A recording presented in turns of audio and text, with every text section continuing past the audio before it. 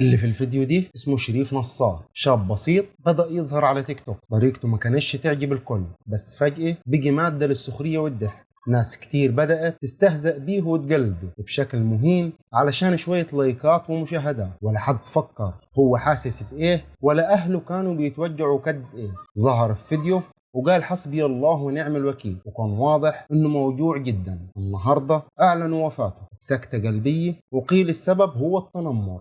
السؤال بقي، الكل واحد ضحك عليه، انت كسبت ايه؟ مشاهدات ولا فلوس على حساب وجع بني ادمين؟ ربنا يرحمه ويصبر اهله. ودي بعض من تعليقات السوشيال ميديا عن الموضوع. سلام.